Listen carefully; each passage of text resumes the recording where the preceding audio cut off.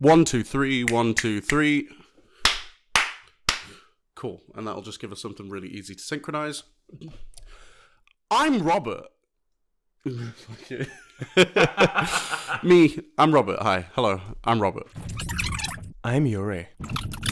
So for 2023, I wanted to make videos with friends, and this is my friend, Gyuri. We are both artists in different capacities. I make videos. He makes art. Not for a living, but maybe. You should see how bad our microphone is clipping. So for the duration of this video, you will hear two voices, and that's because I wanted him to be on the video. He was also in this video, which you can watch in the description if you're curious. Have a good time. See you.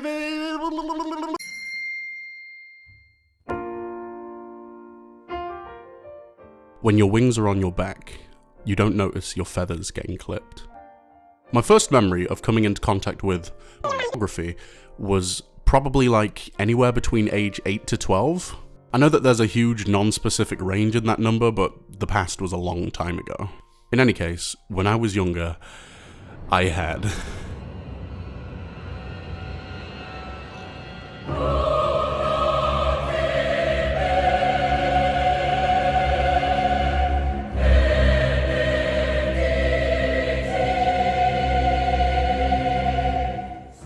Video games are my life, and that started as early as possible. If it wasn't Pokemon Yellow on my original purple GBA, then it was free-to-play Flash games on Spelen.nl. My Dutch friends introduced me to that one. I played Chaos Faction, Electric Man, Bubble Tanks, Bloons, Fishy, Xiao Xiao, Beehive Bedlam, Neopets. We are off topic. Frank's Adventure is a Flash game, just as easy to click on as any other, but significantly more. The plot is so simple that I almost feel like I traveled back in time to write it myself. You are Frank. You work for Boobs Illustrated, where you are tasked with filling the pages of this magazine with photographs of naked women. But instead of paying models and photographers, you just give random women on the street cocaine and they give you their nudes. That's it? That's it. That's really it. That was my first time being subjected to pornography. And if Huffslove and Dives and Slugbox and Afro Bull and Secretly Saucy and Uwu Captain 666 and Hitomi Tanaka and Cody Vore and Fug Trip and Cranium and this one JPEG of Poppy means anything to you, you will know I have a problem. Oops! So my first interaction with all sorts of degenerate stuff was on Newgrounds. Something that definitely had a bad influence on me. And yet it's hard to not look back at those days with a warm, tingly sense of nostalgia. And the reason behind that nostalgia is not the porn or the edgy humor. It was that I experienced firsthand something special that not many around me understood, especially not my teachers back in 2000 or 2001. It was my first glance into what the internet really is. Technology so powerful that no one, and I mean it, no one was ready for the changes it will make. A huge cauldron of different artists and comedians, animators and voice actors, all gathering together and creating things that even I, a Hungarian boy all the way over from buttfuck nowhere, could see it and be changed by it. The reason why we bring this up is because art, the good and bad sides of it, kind of just snuck its way into our interests. There is a wealth of modern products and conveniences that are just kind of living there between the lines of everything else we do. Do any of you remember ordering food on a little menu that came in the mail and you'd order it from a corded phone attached to your wall? Nowadays, I get a notification every Tuesday saying, Cheeky Tuesday, 20% off selected restaurants. And suddenly, you're being fed, not just literally, but in a more invasive fashion. And the end point of all of this is, I know what my typical order for a McDonald's breakfast is. I know what I want from KFC, Annie's Burger Shack, Greg's Slim Chickens. Last month I probably spent £211 on takeaway. December, £187. November, £167. October, £233. August, £100. Can you see it? Can you see the way the decision feels less and less like it's in your hands? Can you feel the machine putting you to work? But weren't we supposed to talk about AI art? In a way, we already are. The problem with technology is the same thing that makes it special. Once something comes along, nothing will be quite the same. And it's very hard to predict in what direction the pendulum will swing. I'm absolutely 100% sure that at the dawn of the internet, people had no idea that one day it might create social platforms that ruin our perception of self and will build a fortress around us that reflects our very insecurities. Think on it. Let's say you started working out because you want to become healthier. Social platforms will, without failure, bombard your algorithm with perfect abs and lean, shredded beasts of people. You know, the thing you not yet are. Or another example is that let's say you decided to pick up the pencil and learn traditional art. Everything in your algorithm will remind you of all the qualities you lack at the moment. It will be full of speed painters, incredible fan artists, and even art teachers. If you ask me, this is sort of similar of how Oppenheimer definitely didn't think that his discoveries would lead to.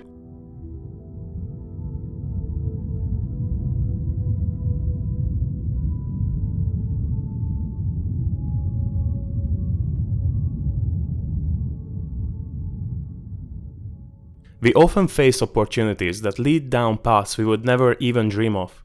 That said, allow me to share a story with you all. I have a friend who told me a very personal thing one summer day when we were taking a walk around town. He explained to me why he wants to quit being a preschool teacher.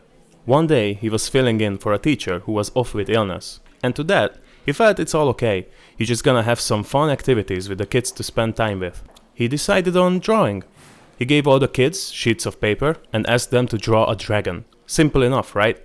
I mean, dragons are everywhere, from folk tales and children's books to cartoons and movies.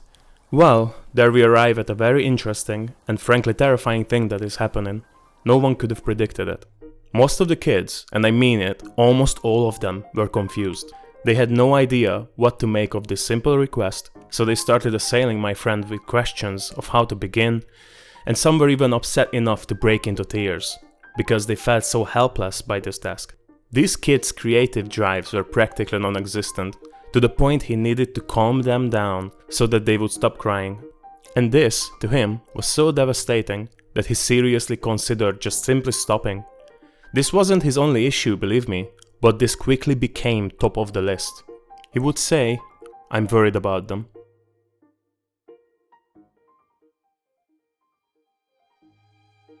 There's something in the water.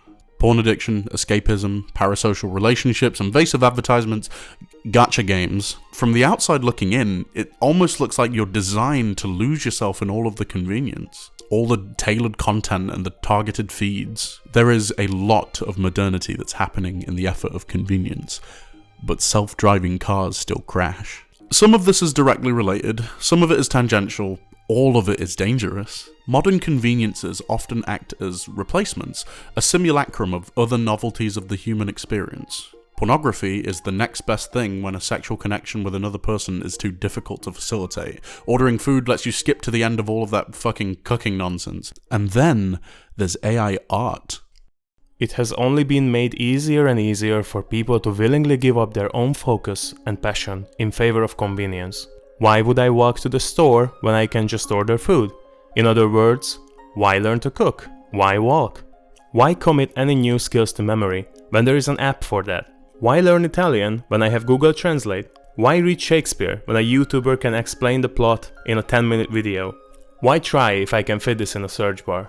Where were you looking while your wings are being clipped? How much airtime have you been robbed of? And that's the real tragedy to me. People who seriously believe they need AI art to make art for them, when there is no such a thing as a person whose art is not good enough. Insecurity and convenience finally made every sci-fi writer's nightmare come true. A creative machine. And it's so convenient, no?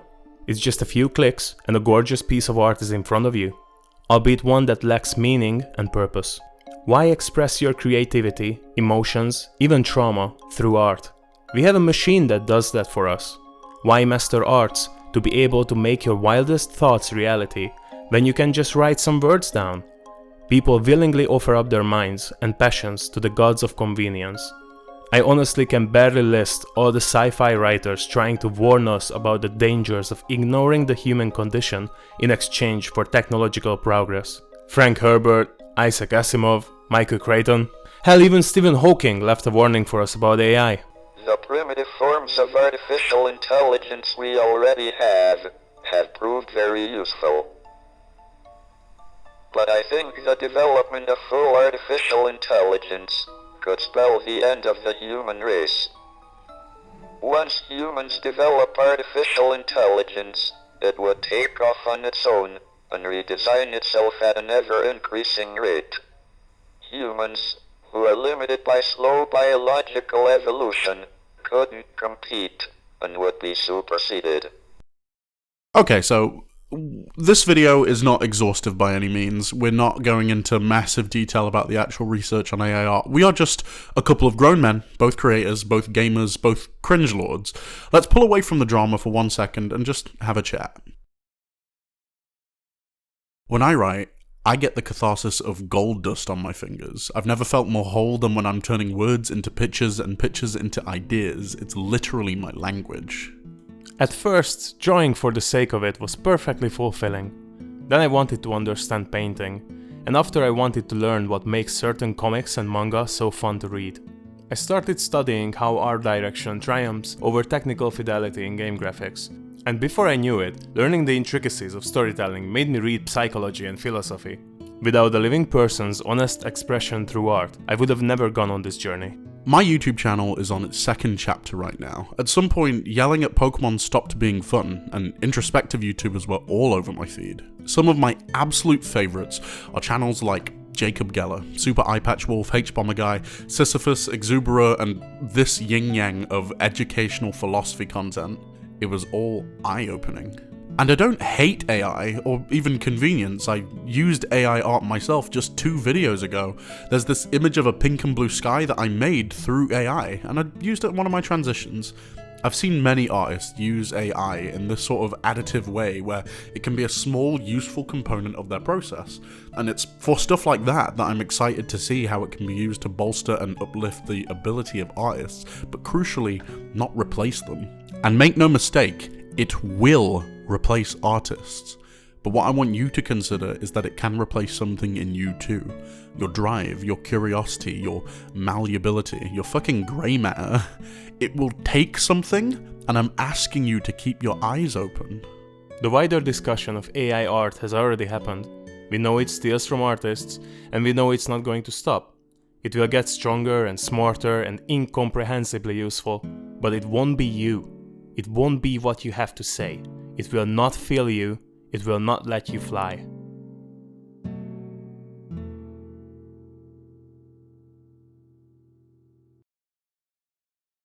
Hey gamers! Yeah, hey everyone. This has been Gyuri, Rob's friend.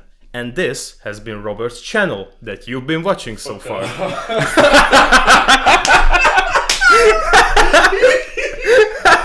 Oh, you big fucker.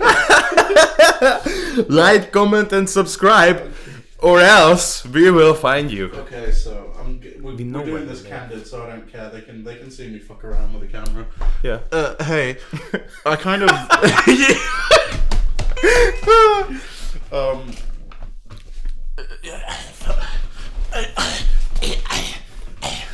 Okay, so Gyuri makes art and also is kind of working on a novel with a question mark, some kind of something like that. Some kind of storytelling media. We support each other as artists. When he comes out with shit, you're gonna hear about it on my channel. And if you like this sort of tag team content, then there's gonna be more of it. We'll talk about AI art in the comments, so chat shit down below. Thank you for watching. Maybe Gyuri will be back for another video. maybe one. Goodbye. It depends on you. Sorry, Gyuri's still talking. We'll do goodbye in a bit. Goodbye! Goodbye! Cool. This is horrible. No, it's horrible on purpose. Yeah, I know.